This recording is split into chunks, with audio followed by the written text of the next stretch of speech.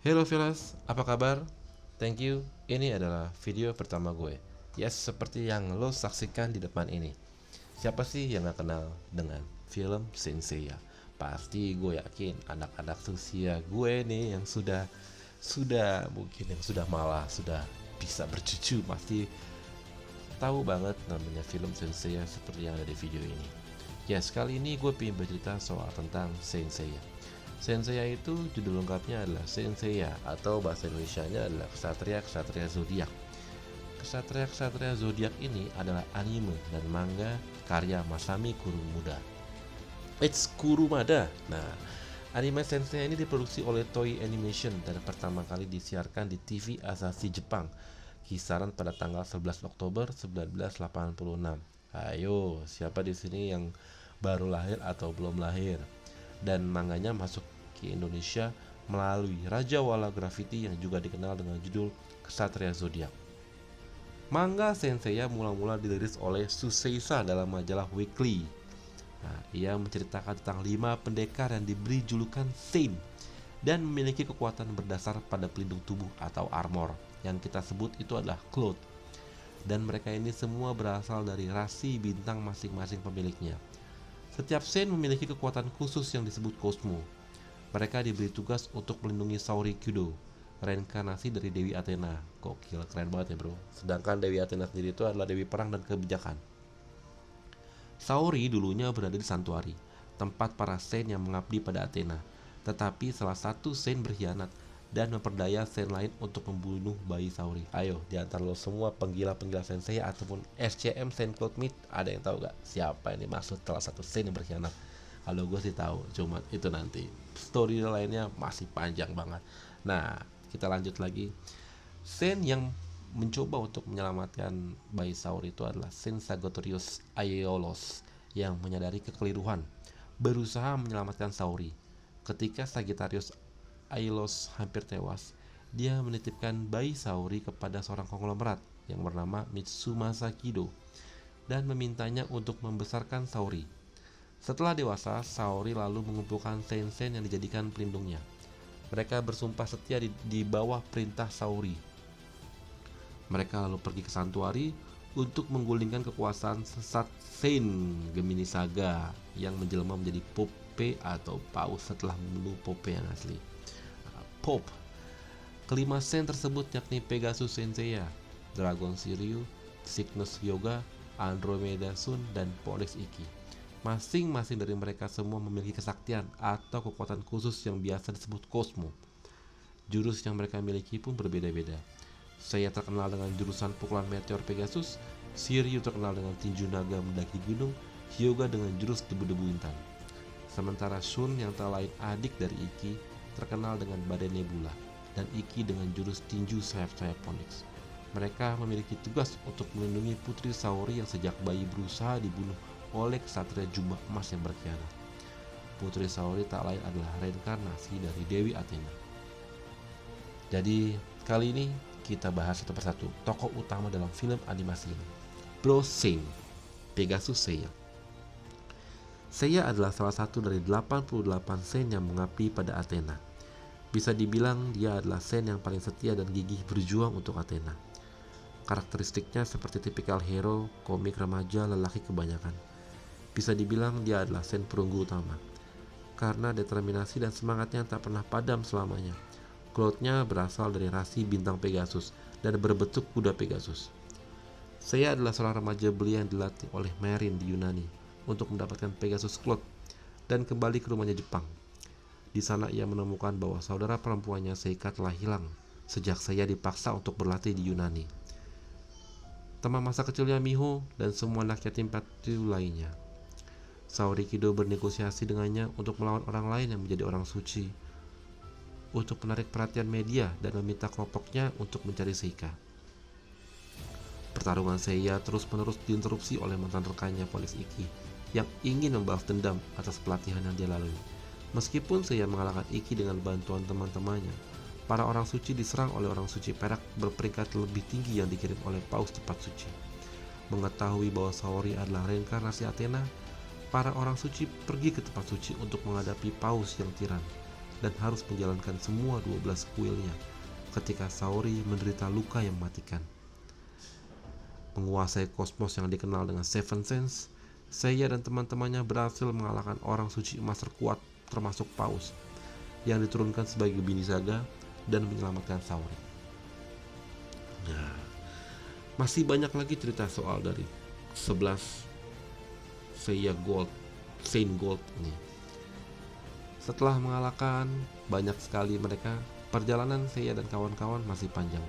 Seiya dikirim keluar dari tempat suci atas perintah dari Athena untuk melindungi orang suci perunggu dari penguasa dunia bawah, yaitu Hades. Masih banyak sekali dalam situasi-situasi ini. Kemudian pertarungan Seiya melawan Thanatos sehingga Seiya mencapai status Gold Cloud dan mencapai vitalitas Seiya. Seiya sendiri banyak sekali. Dia juga membangun indera kedelapannya yang dikenal sebagai Arayashiki yang memungkinkan dia memasuki dunia bawah tanpa tunduk pada aturan Hades.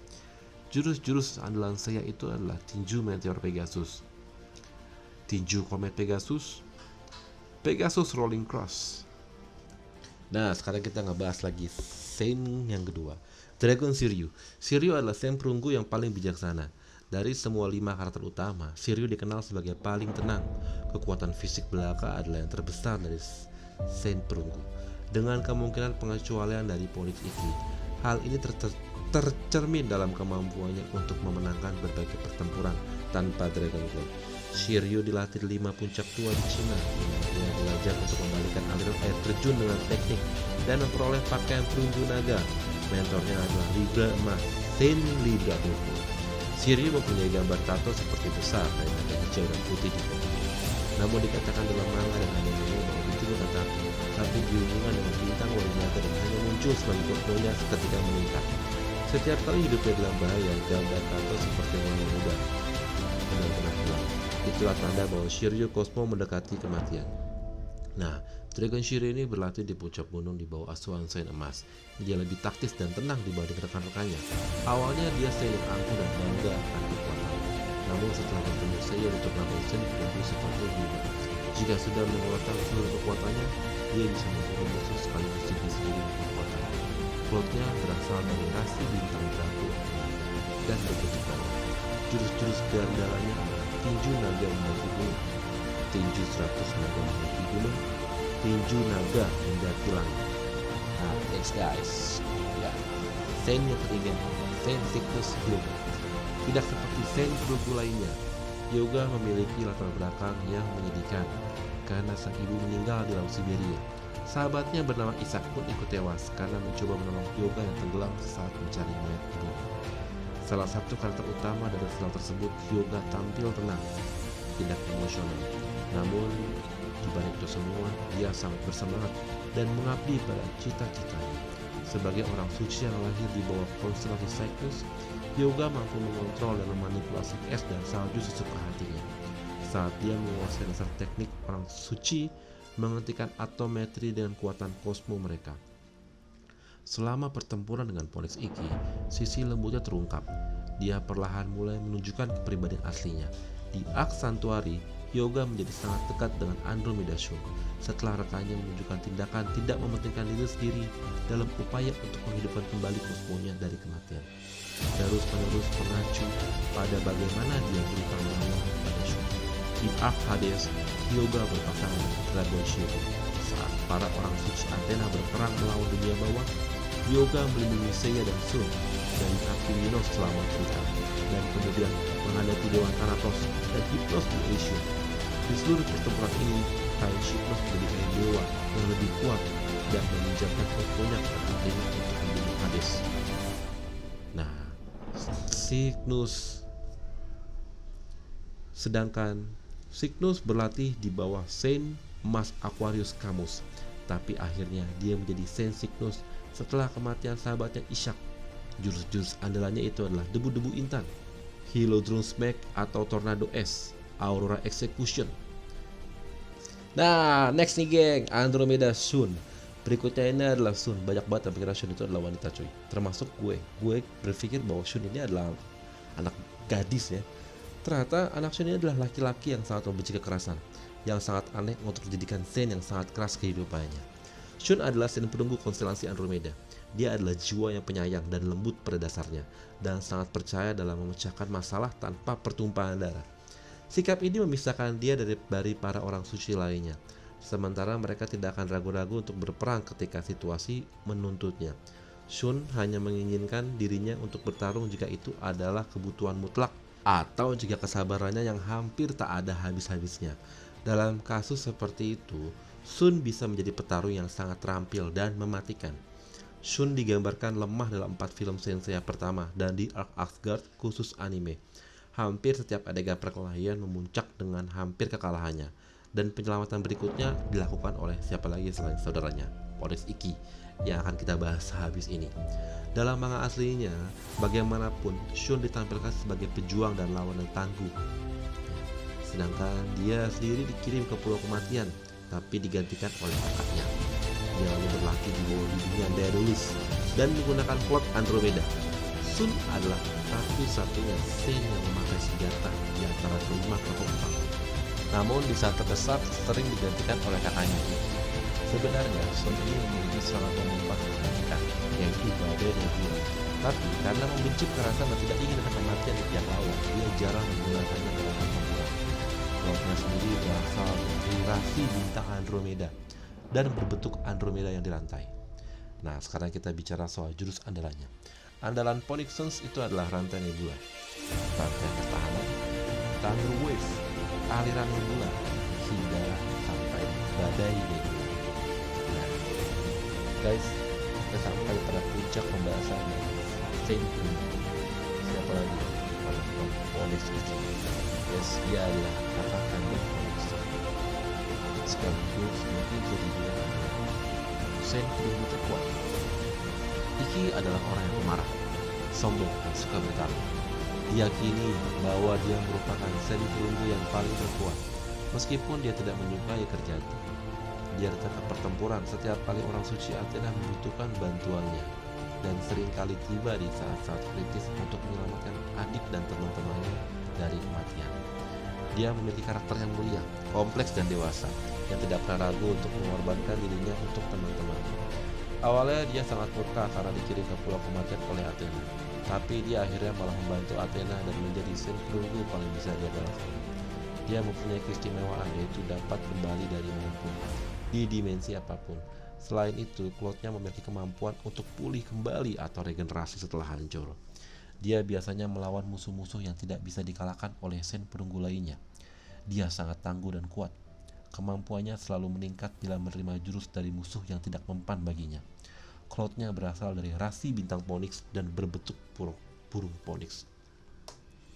Untuk membalas dendam pada Mitsumaso Kido, kepala Growth Foundation yang menyuruh Ikki menjalani pelatihan yang ketat di Dead Queen Island untuk menjadi Sen sejak usia dini, Ikki menyelah turnamen Galaxian Wars untuk mencuri kain emas Sagittarius dari Growth Foundation dan menantang orang suci perunggu lainnya untuk melawan dia dan orang suci hitam. Setelah perjuangan yang panjang, Pegasus Seiya, Andromeda Sun, Cygnus Hyuga, dan Dragon Shiryu akhirnya mengalahkan mereka. Mengatasi dendamnya, Ikki mulai membantu para orang suci perunggu dalam pertarungan mereka untuk melindungi Athena dan merebut kembali tempat suci dari Gemini Saga. Intervensinya sangat penting dalam mengalahkan Galsen, Virgo Saga, dan Saga sendiri. Jurus andalannya adalah tinju sayap-sayap Phoenix, tinju ilusi, yang sangat menyeramkan sekali karena bisa membuat sebuah ilusi buruk bagi musuh. Terkadang langsung bisa membunuh secara langsung. Nah, jadi sob, dalam sebuah cerita manga Senseiya sendiri, banyak sekali musuh yang akan dilewati oleh Bronze Saints ini, dengan misi untuk menyelamatkan Athena seperti melawan 12 Gold Saint dan lain-lain. Masih banyak banget sob, melawan Thanatos, Hades, dan lain-lainnya. Itu akan kita bahas lagi nanti lebih lanjut. Sehingga bagaimana perjalanan Senseiya dari Saint Bronze bisa menjadi Gold Saints, itu keren banget dan seru banget. Jadi buat kalian semua tetap stay tune terus di channel ini. Nanti ke depan akan kita bahas satu persatu Saint yang bermunculan di dalam cerita Senseiya. Sekali lagi, thanks banget sudah watching, mendengarkan cerita gue, dan jangan lupa subscribe, like, and share. Bye.